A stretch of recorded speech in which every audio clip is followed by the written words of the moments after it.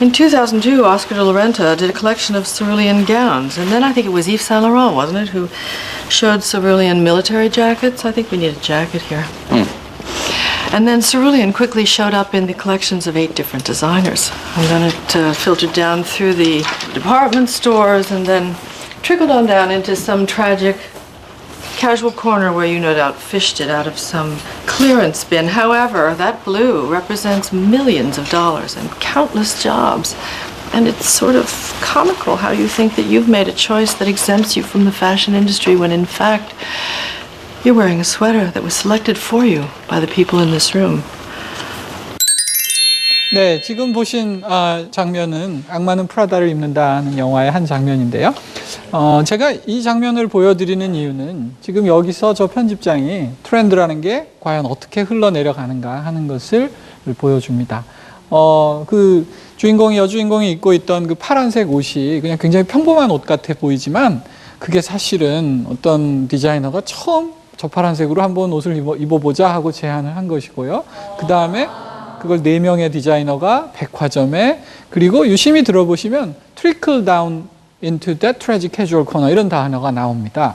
그러니까 트렌드는 trickle down 한다는 거죠. trickle down은 물방울이 위에서 아래로 이렇게 굴러 떨어지다 그런 뜻입니다. 흔히 우리가 이제 트렌드란 처음 가장 그 트렌드를 만들어가는 사람들로부터 트렌드 세터라고 부르는데 아주 빨리 트렌드를 따라가는 사람, 그 다음에 트렌드를 팔로우 따라가는 사람, 그 다음에 초기의 메인스트림 이런 식으로 천천히 위에서 아래로 이렇게 흘러 떨어지는 그런 과정을 겪는다는 것입니다. 제가 그 과정을 그림으로 좀 표현을 해봤는데요. 잠깐 보실까요? 저기 보시면 저렇게 마른 목볼을 띄게 됩니다. 위에서 아래로부터 떨어질수록 사람이 좀 많아졌다가 정점을 지나면 이렇게 사람이 좀 줄어드는 것이죠. 그런데 저걸 뭐 흔히 트렌드 다이아몬드라고도 하고 그럽니다. 이처럼 이제 트렌드는 트리클 다운 하는 것으로 알려져 있는데 요즘 보면 꼭 그런 것 같지만은 않아요. 지금 보시는 그림은 저건 제가 그린 그림입니다. 저기 빨간색 쪽은 이제 소비자 쪽이고요. 녹색 쪽은 기업 쪽인데 요즘은 아까 어떤 디자이너가 야, 이 파란색을 이번 시즌에 한번 써보자 하고 그렇게 일방적으로 제안하는 것이 아니고 그렇게 한번 제안하기 위해서는 굉장히 치밀하고 치열한 소비자 조사를 거친다는 것입니다. 그렇게 소비자를 조사를 거쳐서 제품을 만들어서 시장에 내어놓을 때 진정으로 성공할 수 있다는 것이죠. 그래서 요즘은 글로벌 기업들, 글로벌 패션 회사들도 각 지역의 패션 제품을 선보일 때 각 해당 시장의 소비자들의 취향이 어떤지를 굉장히 신중하게 고려를 합니다.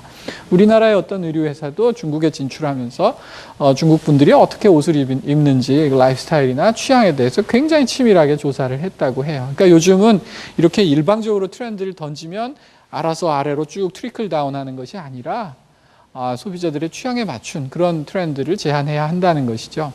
그렇게 해서 시장에 내보이면 저기 제가 선별적이라는 단어에 크게 노란색을 칠해놨는데 그렇습니다. 소비자들은 선별적으로 선택한다는 것입니다.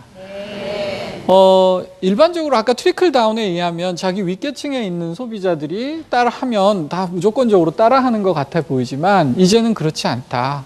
왜냐하면 인터넷이라는 아주 막강한 매체가 생겼기 때문입니다. 옛날에 인터넷이 없던 시절에 그 당시에는 우리가 커뮤니케이션을 소위 대중에게 일방적으로 했거든요. 그런 커뮤니케이션을 매스 커뮤니케이션이라고 합니다. 그래서 우리 흔히 매스콤 그렇게 부르지요. 이런 매스콤의 시대에는 한 사람의 트렌드 세터가 수백 수천만 명한테 자기 의사를 일방적으로 뿌릴 수 있었어요. 그리고 그 일방적으로 얘기를 들어야 되는 매스들은 받기만 하지 전혀 자기들끼리 의사소통을 하거나 자기를 표현할 매체가 없었거든요. 그런데 인터넷이 등장하고 나서부터 사람들은 자기들끼리 의견을 교환하기 시작했습니다.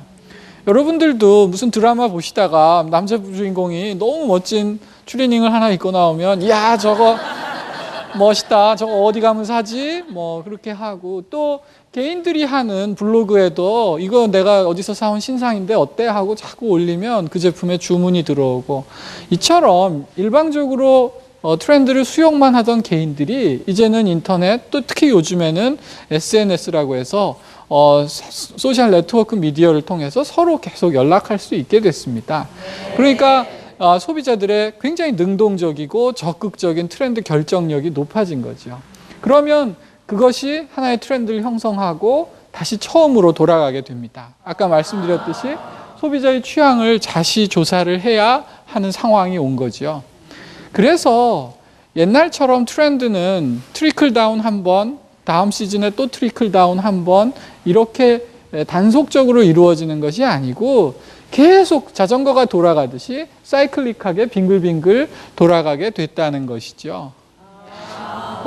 근데 훨씬 또 하나 중요한 것은 이 트렌드가 빙글빙글 돌아가는 과정에서 그 속도가 놀라울 만큼 빨라졌다는 것입니다. 옛날에는 옷을 한 시즌 입으면 우리 그 다음에는 봄옷, 겨울옷 끝나면 봄옷 사러 가고 이렇게 한 시즌에 한 번씩 옷을 샀다고 하면 요즘에는 소위 패스트 패션이라고 해서 늘 트렌드가 바뀌는 거의 뭐 일주일이나 2주일에 한 번씩 계속 신상품이 들어오는 그런 형태를 맡고 있지요. 이거는 패션 쪽뿐만이 아니라 우리 요즘은 휴대폰도 하나 사고 나면 또 새로운 제품이 나와서 괜히 샀다 이런 생각이, 그건 자동차도 그렇고요. 요즘은 굉장히 트렌드의 순환이 빨라졌습니다. 이처럼 제가 두 가지 말씀을 드렸습니다. 첫 번째로 소비자들의 트렌드 결정력이 높아지고 두 번째로 트렌드의 순환이 빨라지기 때문에 과거보다 누군가가 트렌드를 형성하고 주도해 나가는데 큰 어려움을 겪게 됐고 예측하기가 훨씬 어려워진 것입니다. 그래서 사람들은 훨씬 더 옛날보다 트렌드에 더 관심을 많이 갖게 된 것이지요. 그렇다면 또 한 가지 의문이 들 수 있습니다. 과연 어떤 트렌드가 뜰까? 또는 내가 좀 이런 트렌드가 떴으면 하고 바라는데 그런 트렌드는 어떻게 만들어낼 수 있는 것일까? 제가 사례를 하나 들어서 얘기를 한번 해보도록 하죠. 제일 좋은 사례는 저는 막걸리, 최근에 사람들이 많이 드시기 시작한 막걸리가 아닌가 싶어요.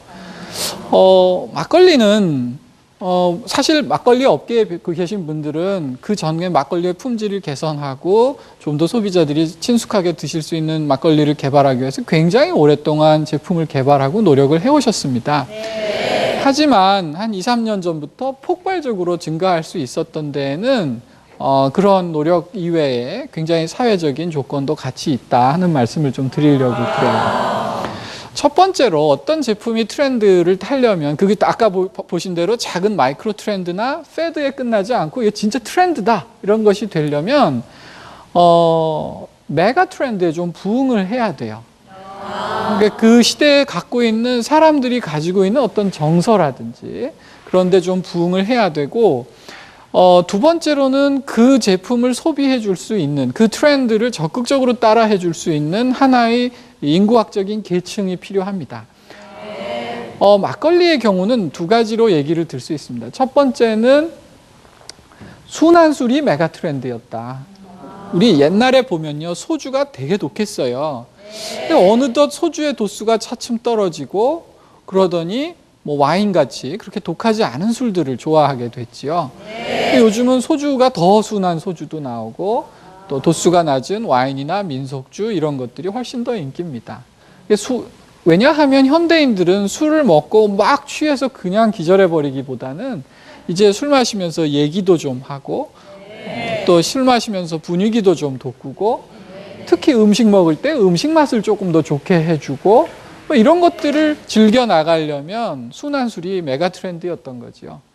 근데 사실 이런 술의 배후에는 여성의 음주에 대해서 훨씬 더 관대해지고 여성들이 술자리에 더 많이 끼게 됐다는 게 하나의 사회인구학적인 배경을 이룹니다. 물론 여성들은 과음을 잘 안 하시죠. 그래서 뭐 여성들 자신이 소비하는 술의 양은 그렇게 크지 않다고 하더라도 술자리에 같이 여성이 있으면 너무 과음하지 않고 좀 더 대화도 많이 하고 음식도 더 신경 쓰게 시키고 하는 식으로 이 메가 트렌드가 함께 변했다는 거지요. 그래서 이 두 가지로 그 배경은 잘 이루어졌고요. 트렌드가 막걸리가 티핑 포인트가 될 수 있었던 건 역시 노출 효과입니다. 우리나라의 경우에 노출 효과는 일본을 경유해서 다시 들어왔어요. 갑자기 일본에서 한국 막걸리가 뜬단다 하는 뉴스가 우리나라에 전파되면서 갑자기 왜 그럴까 생각해 보니까 아까 말씀드린 대로 막걸리는 건강에도